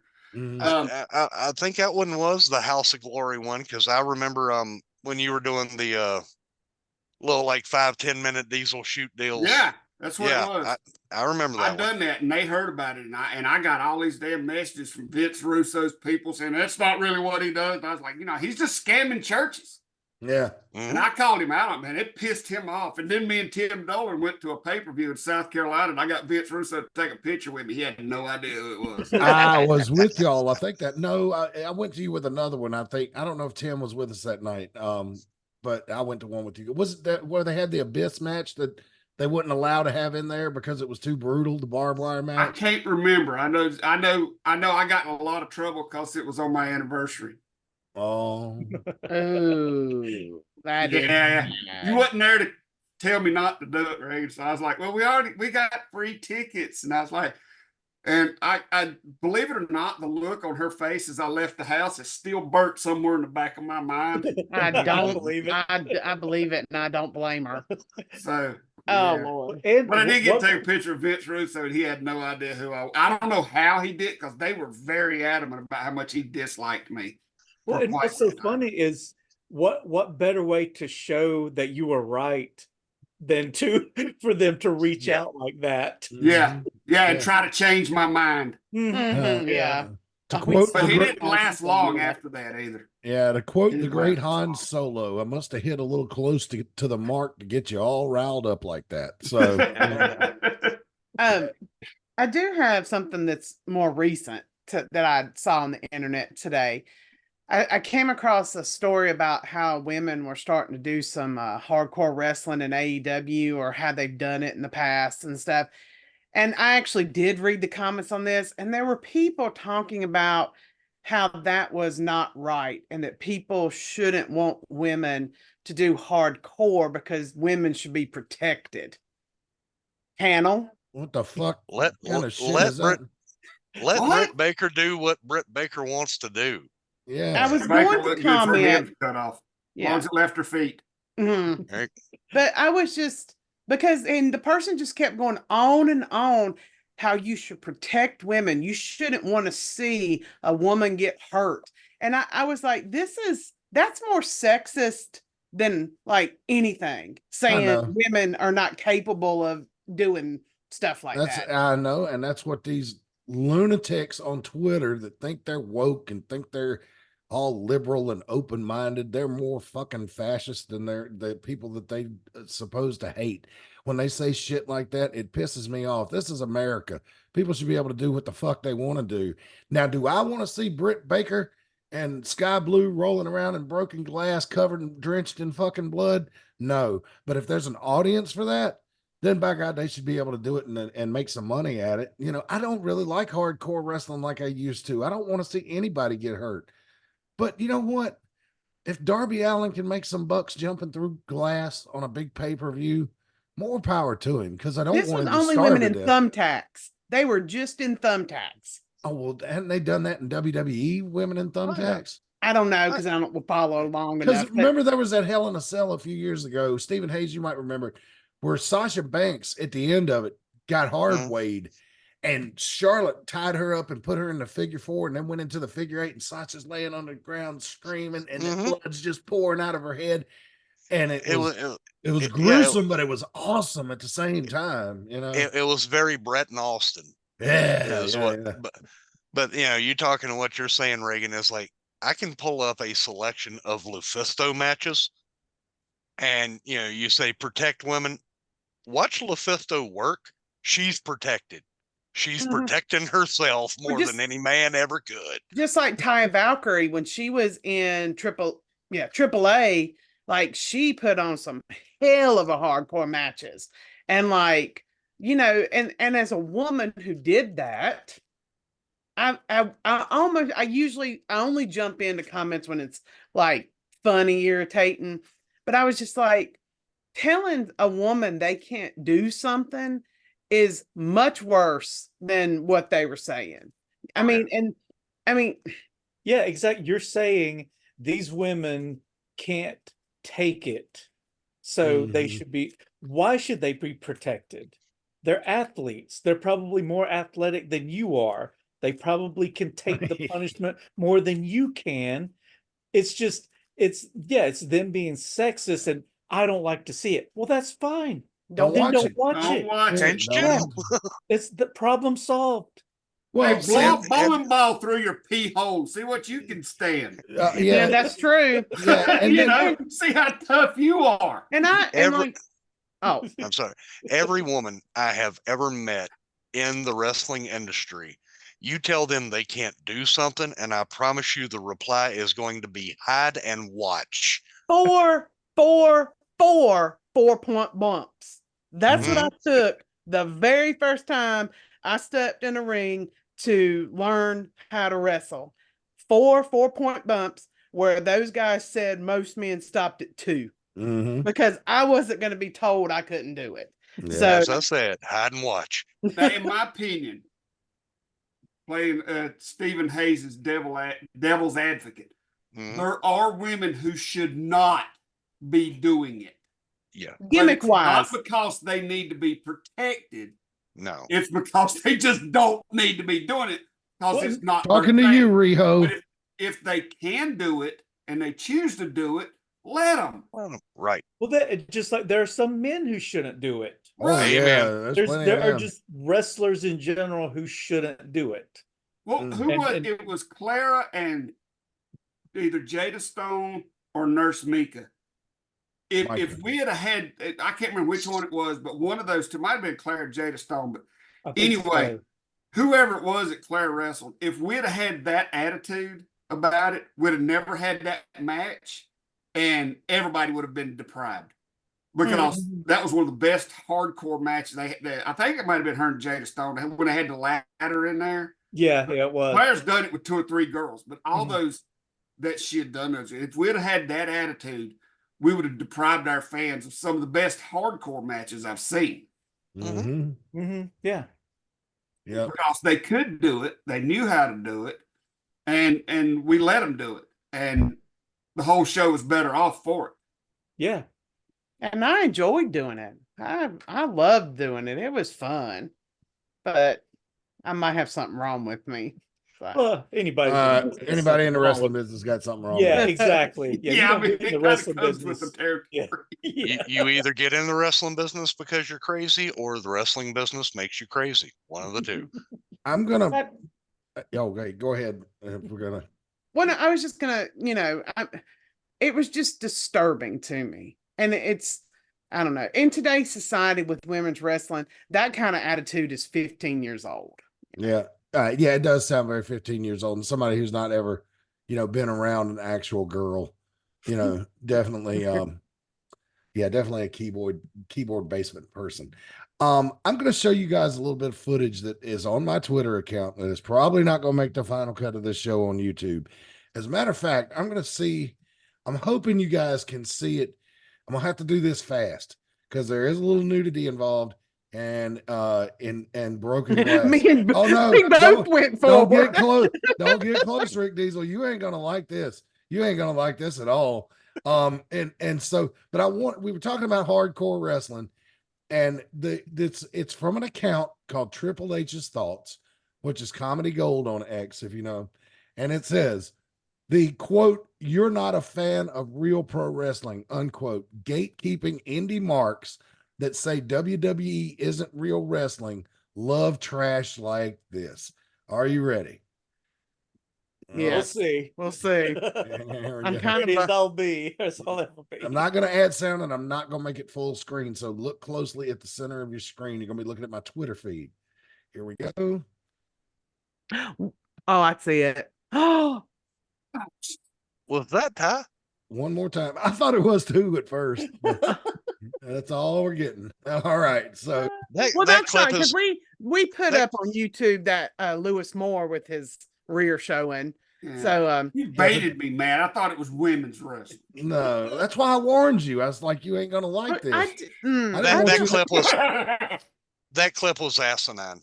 That's just I mean, ain't nothing good about that. no, nothing. Oh man.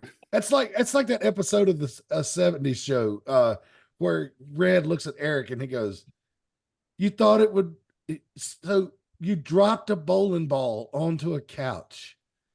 What good could come from it?" You know, and it's like that. Why would you even Yeah. do that? What it's not going to sell you any more tickets. It's not going to end well. The worst thing that could happen is you have a few shards of glass go up your bum hole. not that we're kink shaming here. Not that we're kink shaming. No, we do not ick. What is it? We don't yuck people's ick. I can't think of it. Yeah. Yum. People Yuck do people's yum. that They wouldn't because do it's that a in their personal own preference. home, Right. in the privacy of their own home. right. Yeah. Or in front of the paying public at this as it may be. Somebody does that spot because they personally want to, not because they think the crowd's gonna like it. Have you Right. ever noticed that anytime those light bulbs are inserted into a match, it ends up on YouTube as a bad idea? Have you noticed that? No. You know how that spot came about, right? It's because they couldn't work in a donkey punch. What's a I donkey? think it I'd come rather about. see a donkey punch. What's a I donkey think punch? it come about because in I'd that have- guy's on. I'd have to tell you off that guy's on camera. home one night. His glass butt plug busted, and he liked the feel of it. Oh. I just that's one of the Oh. Yeah, that's well, you know, that's like, you know, the whole Lemmy Winks thing on South Park. You know, that's so funny because you know people are into it. I wonder if it's those kind of things. And for those of you out there, I'm not going to get into details about Lemmy Winks, but it was quite the adventure. And if you want to Google that, Oh, I remember that now. They had an old Okay. song, It was Lemmy Winks, Richard. Lemmy It was Winks. it was based on a Richard Gere Yeah. supposed rumor. Yeah. Yes. Oh, gives a Lemmy Winks survived, so that was the most important thing. Yeah, David Carradine didn't. No, he didn't. That was a choking gimmick. That was there, that is though. auto asphyxiation. Yeah, he was That's choking. not- He was Hey, choking moral twice that compass. time. Moral compass. Poor David. uh, One of the most just- Hollywood's beloved actors, and then you hear how he died, and you're just Ooh. like, you know. ooh. It's just you. It's like Or Bill. I don't understand. I'm just for the first time in my life, I can't put my words together. But like, why do that? There is absolutely no reason to do that. None. Has to be a fetish. None. It is. Matt. I'm telling you. Matt, Has to be. I really need I need a sound put over that of Daddy Said Stell. Yeah. God, I I wish just- that existed. I don't know if anybody ever recorded George saying that. You can just get a clip of Cornette doing it and put over it. Daddy said so. I just I wish I knew how to edit video. That would be Oh my hilarious. God. We couldn't put it up anywhere, but yeah, we No. could. Twitter would probably let us put it up. Oh yeah. Yeah. oh yes, yeah. And TikTok would definitely let us put it up. Yep. But there's For a not much. while. Yeah, at least still it's Yeah. illegal, but Yeah, but you know, if it goes away, something else will take its place. oh yeah. Mhm. Somebody's sitting out there waiting with something. Yeah, that's it. Those stupid light bulbs. I can't stand them. It seems like every week we talk about Light those bulbs. stupid light bulbs and the stupid shit people do with those light bulbs. Like I was telling before the show, you know, like Oh my God. I just, I mean, but that right there is, that's mud show shit. Like, Yes, that's, it is. and I that's found what, some at the building one time at Veterans Park that they had left over. I threw them in the dumpster before I could find them. Good man. You're doing the Lord's work right there. Yes, indeed. And if you had Reagan was going to use a Jim Cornette term on March 24th, It's on the drink big go-kart. now. Yeah. what? Outlaw Mud Show. Oh. Yeah, Mud yeah, Show. Outlaw Mud Show. He even sells the T-shirts on his website. It's, I thought about getting one, but I was afraid to rub somebody the wrong way. We went to a mud show that was inside. We drove all the way to Hickory. Do you remember that show? And it was like in a Hickory. weird auditorium. Yes, I And remember that. it was, first of all, it was the night of the foot DDT. Every match had a foot DDT. A foot Every single DDT. one. Yes. You know, where you hook a foot and you give it The a Miz DDT. thing. I don't know. Is there a real word for it? No, I know exactly what you're talking about. I think I've seen Miz do it once or So twice. you know how you hook a head? Well, instead of hooking a head, you hook ankle the lock into a ankle DDT. Yeah. into the DDT. Yeah, and drive the heel into the mat. But But yeah, because well, we couldn't figure out why. Well, this was a backyard show. This was guys who did backyard. and we found that out wrestling. later. Yeah, well, because we didn't know that, and then we were like, "What's going? Why is this so awful?" And the people in front of us were like, "Well, they usually do this outside." I'm like, outside. Oh, so that was Oh, makes it bad. in people's backyards.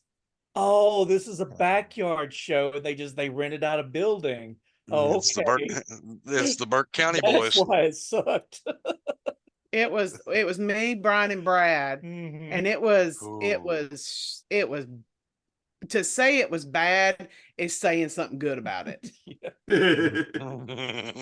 Wow. Oh man, was Road Dogg on that show? Not Road, was Smoke Dog on that show? No, Okay. unfortunately, no. That would have been more entertaining. Oh, Smoke Dog. That's a drinking thing too. If you had Smoke Dog on your bingo card, drink. Yeah, Oh Lord. Let's talk about some sponsors real quick. Let me get these Yeah, sure. last sponsors to cleanse your palate right here. And we literally will help you do that. Let's see here from current slide. This is Branch Management.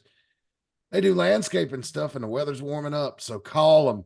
They can help you with getting that grass trimmed, that yard looking good, any loose branches. If you have any sick trees that need to come down, give them a call.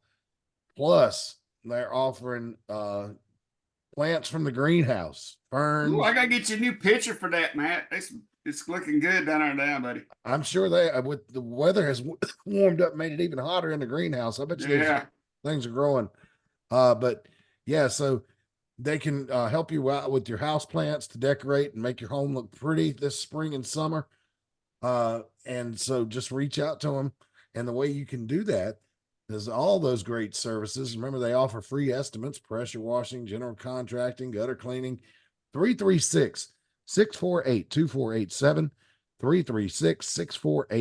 336-648-2487 for Branch Management. And we look forward to they look forward to helping you out. But you do us a solid and tell them that AIWF Ringside Wrestling sent you. Here's the most delicious sponsor we have, Tees Treats, locally owned food truck. They're based in Mount Airy. If you come to the Mid Atlantic shows, you know how good the concessions are. I always say it. They're the best concessions in wrestling. Prove me wrong. They're going to be doing Merle Fest up in Wilkesboro this year. They do baseball and softball tournaments. If you'd like to have them come to your event, reach out and give them a call at 336-755-8204. And now they are going to be featuring frozen bananas. So let me tell you how them things went over this weekend. Please. They had two events this weekend, and them things right there were like shockingly popular. Yeah. And you got what? Plain rainbow sprinkles and peanuts. Well, they don't have peanuts yet, but they will have. No, they got, I think there's strawberry. They got like 4 different flavors. Yeah. They look good. Now I've seen Trista on her social. demonstrating or showing the kids with them. They do look really good. And They're very popular. As the weather heats up, I imagine that's going to be a big hit right there. You know, they got the stuff at Food Line to make them at home, but it's never even occurred to me to make them at home. But you don't have to make them at home. You don't got to go through all that work of melting that chocolate and dipping the bananas and all that kind of stuff. You just go to T's Treats and they got them ready to go. You order Right. one, they'll pull it out of the cooler and you'll be eating it within 30 seconds. So, but yeah, check out T's Treats. They're our most delicious sponsor. And another thing, Matt, if you're wandering through Mount Airy on the weekend and it's nice and pretty, and you go by Mayberry Campground, you are allowed to go in and visit the T's Treats trailer that's set up permanent there. They now have full-size donuts. All right. So T's Treats is everywhere in Surry County, all over Mount Airy. Yeah. So yeah, if you're at the Mayberry Campground, check out T's Treats. And Mount Airy is a huge tourist area. You know, the tourism there's amazing. It's still amazing. You know, like most of the people that were on the Andy Griffith show have left us now, but still the tourism generated by that is incredible. I mean, you can't get a ride in one of those squad cars on a Saturday. You can't. You have to schedule because Betty Lynn, she passed away, I think, this past year. Mm-hmm. And she lived in Mount Airy for years. You know, she moved here. Yeah. And you know, and her last few years she spent here, so she died in Mount Airy. She said she come here for the Andy Griffith for the Mayberry days and just fell in love with the place and just moved here. Yeah. Well, and not known by many people, but if you take the tour of the Andy Griffith Museum, they'll tell you Betty Lynn never married. She something happened. I think it was with her mother when she was on the Andy Griffith show. Her mother became ill or something like that, or some reason, or a family member that could not take care of themselves anymore. And so she spent her life, you know, especially after her acting career cooled off a little bit, as pretty much a caretaker, and she never married. And so all this time I thought it's because Don Knotts just ruined her for other men. Well, that's true of the Thelma Lou character, I'm sure, but a lot of people don't remember this, but on the Andy Griffith show, Thelma Lou actually married another man. You know, she did not marry Barney until the reunion episode in '86. So that just fun little Andy Griffith tidbit.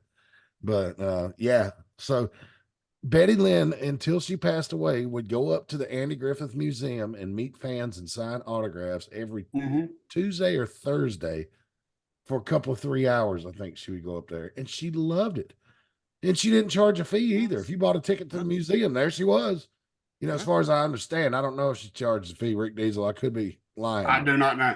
I don't think she did. I know I volunteered at one Mayberry days and I was her I don't know what's right, but I was just her gopher. I went everywhere she went and hung out with her and drove her around, whatever, you know, and helped her in and out of cars. I guess I was her chauffeur. You were driving now. What is her name? I was driving Miss Betty. Damn it. And I'm going to do that joke and I forgot her damn name. Yeah, Miss Betty. Going down to the Piggly Wiggly. How was she though? It seems kind of so nice. She hung on to my arm the whole time. When it was, and that was, God Almighty, 15 years. You know what I'm saying? Ago or whatever. And she'd hang on to my arm and talk to me, and I'd sit beside her. We just hung out for like I can't remember, one day. I think it was a whole weekend. And she was super nice. You know, I was like her bodyguard. Awesome. Yeah. Have you been in the Andy Griffith Museum and seen those pictures of her when she was never been in it? There are pictures of her when she was doing USO tours before the show when she was young in her 20s or whatever. And I always thought she's, you know, even as a little kid, thought, you know, she's a pretty nice looking lady. But you see her when she was like doing the USO shows, those pictures in there, you're like, oh, if somebody told you that woman, Griffith. Yeah, if somebody told you that girl never got married, you would not believe them. Because she was, yeah. Yeah, yeah. I mean, I don't want to sound like no damn, pig or nothing, man. Betty Lynn's pretty hot in her day, so got that Yvonne Craig hot. yeah, something about her, but yeah. So we miss Betty. I wish I could have met her. I never made it up there. I guess I always figured that she was always going to be there. I mean, she was a former Hollywood person, so I figured she'd at least live to be 110. And so I figured I had plenty of time. So I mean, I know injecting those babies, those murdered babies into her veins should have worked. Wow. I'm not even on pain my meds voice tonight. changed there for a Your minute. pain meds? I didn't know about it. We're They going to on need a them moral pain pills again. We're going to need a moral compass to step in here. Woo! Where Hey, did that man. come from? Beat that out. In fact, I can't. There's no way. It's straight. Yeah, It's too late live now. to tape. I might be able to get the second shortened version beeped out, but I can't do You've been it. Rick Diesel. Yeah, it'll have to go through. It'll have to go through AIWF HQ before we can get that done. It's in the ether now. Well, yeah.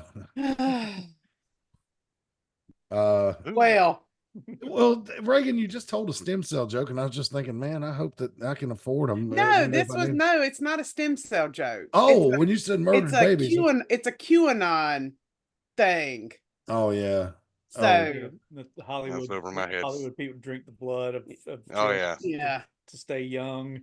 yeah, that's a QAnon thing. So not a stem cells good. QAnon bad. Bad. I'd have caught it quicker if you'd have made an Elizabeth Bathory joke. Just saying.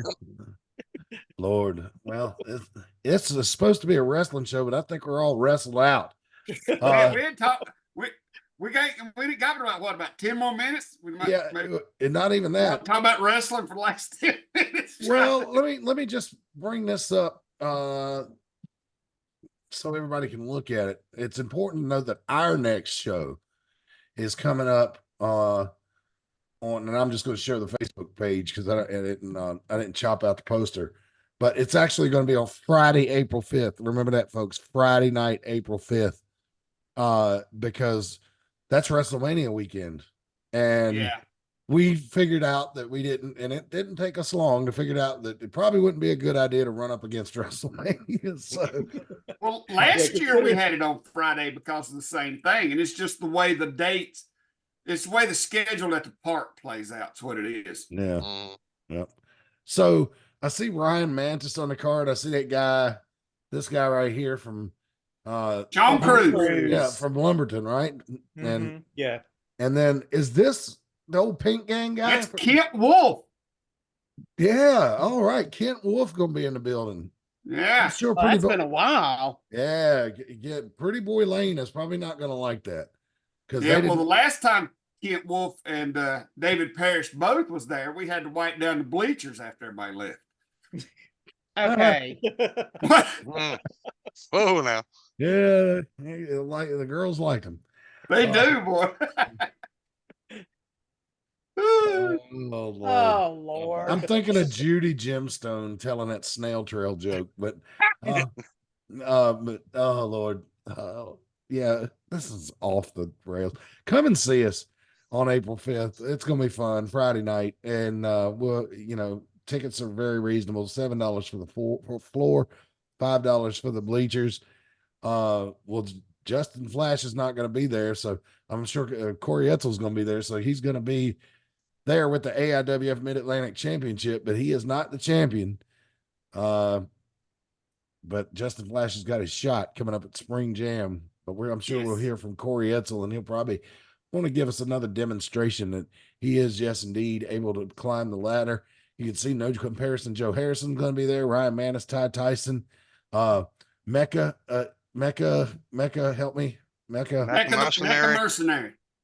Mercenary. And Ironhead Matt Anderson's going to be back. It's always a pleasure to see Matt. And of course, the JT Moss. JT Moss. The THC thing always throws me off and makes me forget his name. I remember it because he's my kind of man. See, I'm gonna objectify men. That's what I'm gonna start doing. What, a pothead? No, like Good on the grill. Physically, Big Oh. bearded guy. big bearded guy. Oh. Oh, I thought you meant he could cook. Well, that doesn't doesn't hurt. You know, that's who should host the cooking show on the network is God, JT yes. I wish he would. Let's talk to him about that. Yeah, Grilling we'll with talk to JT him about- Moss. Yeah. And so he could show us his grill techniques and everything. It's spring. He can do everything on the grill. Mm-hmm. Mm-hmm. Yeah, and we'll find out if he's a charcoal or propane kind of guy. Yeah. And you know, because those two general things don't usually if one guy cooks on the one, he hates the other. And so we get to learn why, you know, whatever his choice of fire is superior to the other. Well, now we're moving into the third realm of Blackstone grills. It's not the a grill, grill- that's a griddle. the That's griddle, a completely yeah. different thing. Yeah, but you that's still the- heat it. That's That's what I the thought when thing. I saw that. Mhm. Like, why bother even cooking out? You're just Mhm. cooking on a griddle. Yeah. Yeah. Well, I mean, That's it's outdoor hot. Waffle House. Yep. Exactly. You might have stepped outdoor on me Waffle House. something. Outdoor Waffle House? But the Blackstone grills, what do you heat them with? Wood? Just Propane. Propane. Okay. Mm-hmm. Yeah, 'cause- Propane accessories. Yeah.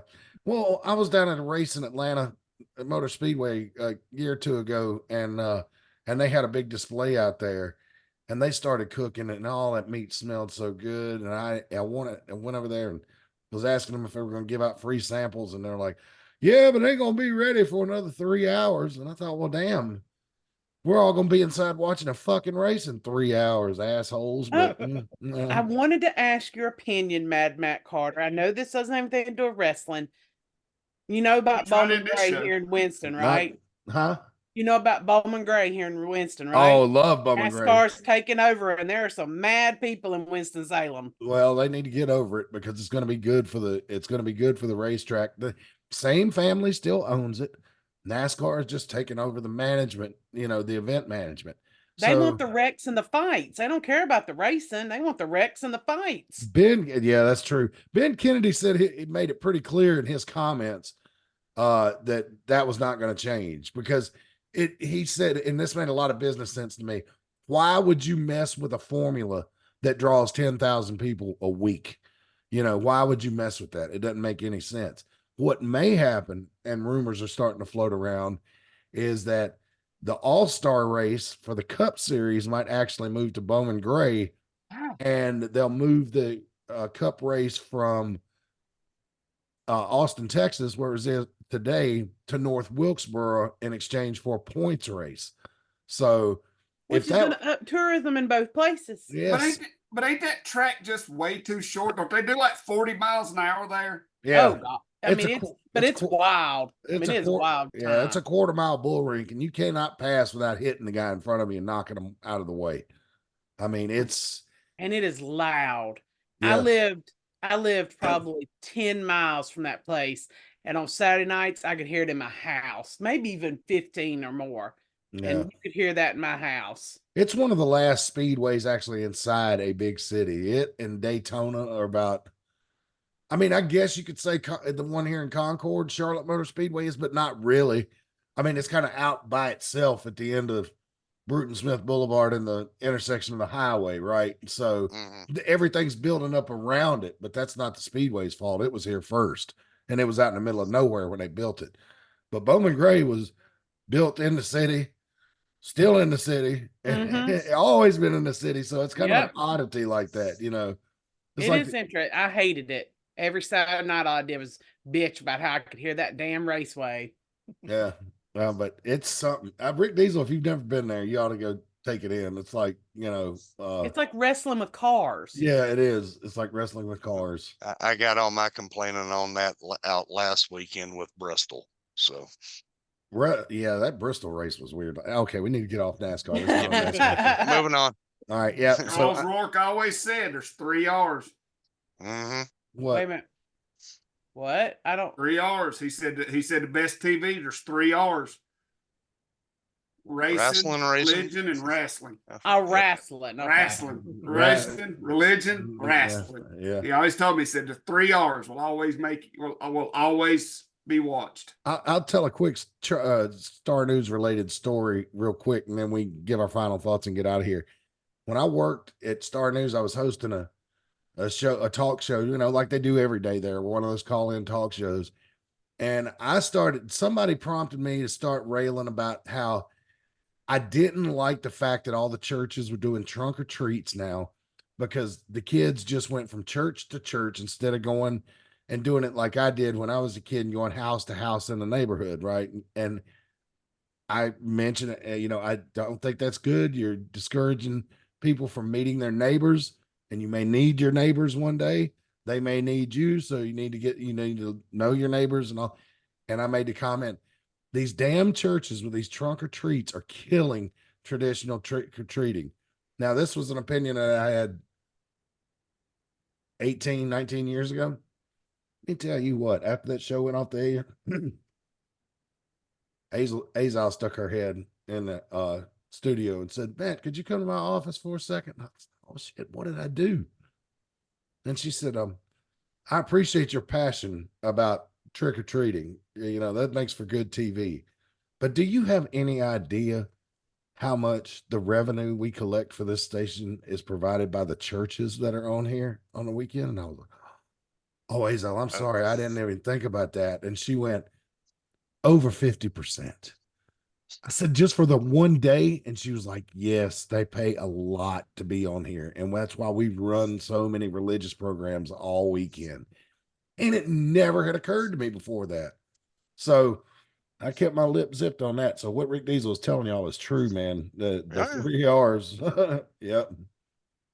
Well, in defense of the trunk or treats, it's a lot easier to find a kid tied up in the basement of a church than it is some random house out in the middle of the neighborhood somewhere. You got that right. Speaking of religious, are we Here we go. Are we changing our schedule next week? What for? Sunday, next Sunday's the Lord's Day. No, next Sunday is next Sunday Palm Sunday or Easter? No, it's Easter. So today's 31st is Easter. That's right. The race is at Richmond. Fine Christian I am. That's a terrible example. Fine Christian you are. You base your holidays on where the race is that weekend. Yeah. We know which R you follow. Yeah. Must be Easter. They're racing in Richmond. Yeah. Well, you know what? I'll go out and buy a ham. That's all right. We'll make it up. How that makes everything right out of it. That's how I celebrate. I celebrate with ham. Yeah. Go get a ham, put it in the refrigerator, take it back out 2 days later. There you go. We don't even get a whole one anymore because it's just me and Jinky. So I'll go to Food Line and get a couple of those big Smithfield ham steaks, and we'll cook those, and that's enough for us. So if we had people over, we'd get a big ham. But all right. So now that you know what our plans for Easter are, everybody, we're gonna have a show. I'll be up in Cana. You want any autographs? We're gonna have to figure out if we're gonna have a show or not. I don't know. I don't know why not. I mean, we could kind of be our go home show for April 5th. We kind of need. Yeah, I know. But I don't know that we'll be. Like I said, we are not. I'm not being. We could talk about this off camera, but yeah, we talk about it off the air. We might just have to move the time. Yeah, maybe. Yeah, we'll see what happens. Do it on Monday. We did a long time on Mondays. Yeah, that's true. Everybody will be off work Monday too. More people to sit and watch. Oh, not me. I got to work the shoot job. Yeah. Well. I don't. Giving hints about my shoot job. All right. It's one of the reasons I stay at it. That and the love of what I do, but time off. Yeah, show us your elbow again. Oh yes. Yeah. I love my job. I love my job. Hey man, like one of them relationships. Just keep going back. They only do it because they love me. That's what they tell you, Steve Fry. And I know. No, I'm serious. That's what they tell you is the reason. Trust me, I know. So, I know. yes. Have you guys seen the old I do not freebase cocaine thing from the internet for years ago from Nashville Public Television? Yes. The original studio interview. I love that one because he's like, what's his girlfriend's name? I can't remember. He's like, I get on that tequila You know, I tell you, old Sally. Yeah, Sally. He's like, I usually put a whooping on Sally when I'm on that tequila, and it hurts me more than it does her. It's like, it's so true.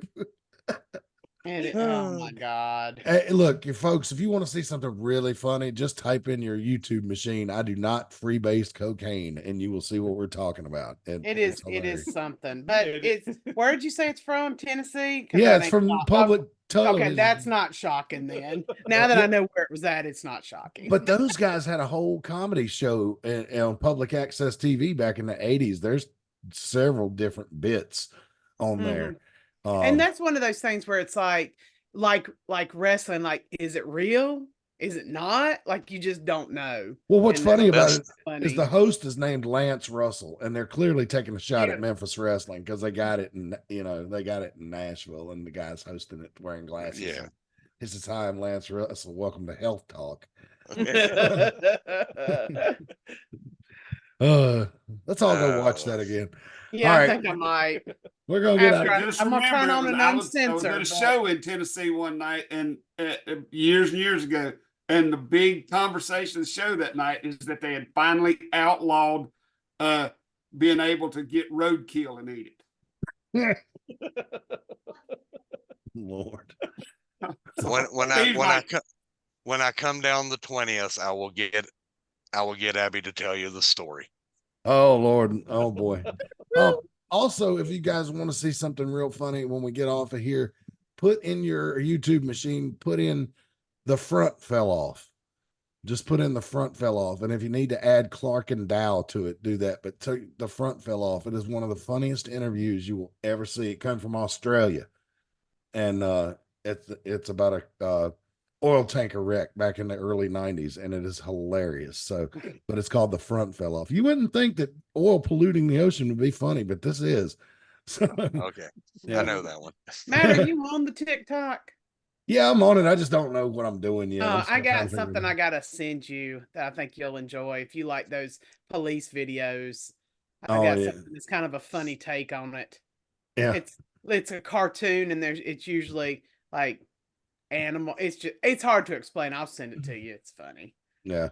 Lord Almighty, it's 8:03. Yeah, there's nothing like seeing, nothing brings me more joy than seeing Karens put in handcuffs. So, Oh, that's what this is pretty much. So a lot of you don't know who my daddy is. What are you doing? I can't. was that the one from the Florida Keys? No, this Oh, is like okay. it's a cartoon. Oh, And okay. usually like it's like the dumb people are elephants or ducks and it's just so funny because it's the audio of arrests. Yeah. And it's just hilarious. Oh yeah, that does sound like fun. Oh yeah. God bless police officers. The dumbassery they have to deal with on a daily basis has got to be the most of any job in the world. I mean, Second to my job. oh yeah. They're first. Maybe I'm probably Yeah, you get them first. You get them first, and then yeah, You get them we're the early. one that Yeah, puts You get them on them the late. we put them on the pipeline. yeah. I'm gonna lose my job tonight. Good No. Lord, I gotta shut up. No, you're not saying anything that's not accurate. I've said it before. Teachers I know, said no names, no areas. people, the people that are in your line of work know who's going to prison long before anybody else does. So, I don't know if that's any better sounding, but Rick Diesel, you're muted. Oh, he got a phone call. Thank well, I'm you. glad that he actually did that. So All right. Well, let's get out of here, everybody. Anybody got anything else they want to say before this very non-wrestling show goes off the air tonight? it was fun. It's good to do it every once in a while. So Yeah, we'll have more. It's 8:05 Turner time. All Take right. it home. Yeah, we'll get out of here, folks. We'll see you next week. We just don't know date and time yet, but stay tuned to the AIWF social media. We'll let you know. All right, everybody. Well, then all that's left to say is until next time, so long for now.